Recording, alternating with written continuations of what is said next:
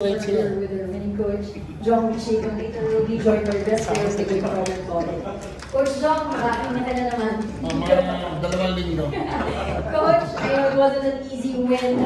Titans defense forced you into some tough stretches, and you countered by picking up the pace. What did you see on the floor that pushed you to make that adjustment, and how did it change the flow of the game for you?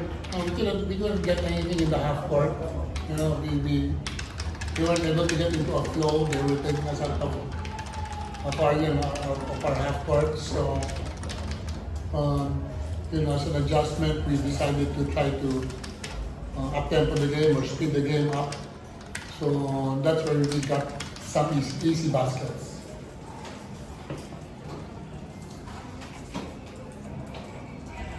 Thank you, Coach. We now open the floor for questions from our friends from the class.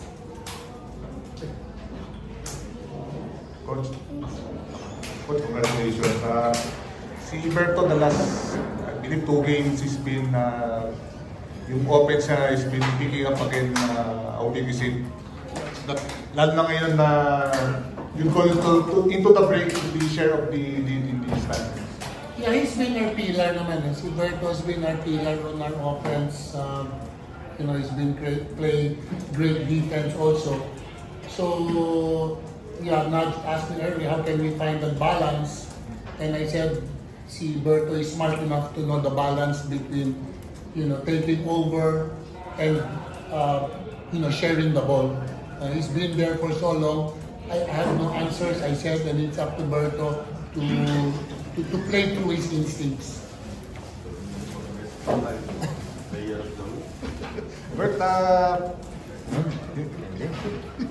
Bert, you made the big shots in the fourth quarter, especially yung goal na pabanda. With this win, nga, share of the lead, going to the break, anong malaking pakiramdam yun na may hawak kayo dun sa taas ng standings? Una, pasalamat sa Panginoon, thank you. Chamba yung banda. Chamba talaga yun. So, yun nga, minsan pag tinitira mo, gano'n talaga. Marami din silang chamba eh. Ang galing nila, ang galing nila. Credit na hindi sila gano'ng kadali talunin. Ang galing ni Calvin. Ang galing ng team niya. So, tinabahawan talaga namin to. Alam namin, sabi nga ni Coach, bago yung start ng game na to, nagkumpul-kumpul lang kami lahat doon eh. 1-6, pare-pareho kami 6-6 to. And kahit 6 to kami, hindi kami masaya kasi itong last 3 games namin, nandun sa top 4 eh. Doventex, Magnolia, Converse. So, itong break na to, gagamitin namin as motivation pa na hindi pa kami matalo 3 straight, 6-5 ko eh, pwede pa kami bumaba sa 8 or 7 na alam mo naman sa PBA, every game, championship game, lalo na sa amin. And yun nga, effort lang, kita mo ng mga teammates ko, sila Bayo, lahat yan mga yan, grabe magtrabaho yan. So, kailangan i-reward mo sila, kaya kumpiyansa ako pag pinapasa ko sa kanila, alam ko, na-shoot nila. Alam din ni Coach yan, lahat ng mga batang to, grabe magtrabaho. So, pag meron sila, tira lang nila. Coach, kay Berto yung specific play na yung tinira niya yung play. Yung play sa kanya, yung tira, hindi. Nagkataon lang talaga yun. Siyempre, big time player si Berto, di, you know. At least, na-chamba naman daw nakabanda. Si Calvin nakailang banda eh. Sa gitna, 4 points, 3 points. So, gano'n lang talaga. You know, who makes the baskets in the end, di ba? So, we happen to make napako na sila sa 83. That's 83 all. Kami naka-stop, kami naka-score.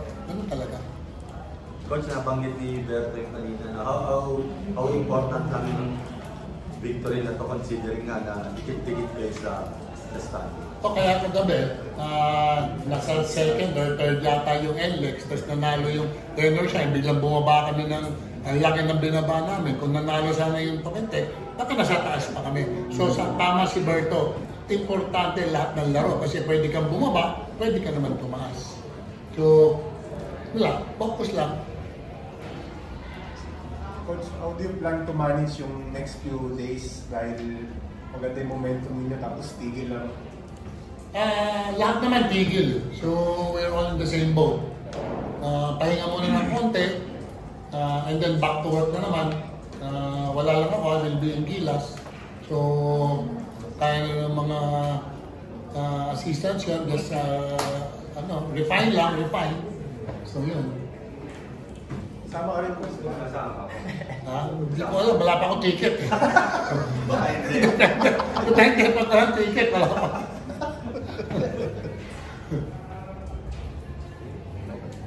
Sige. That ends our post-game press conference. Thank you everyone. Congratulations, Coach Galo. Thank you.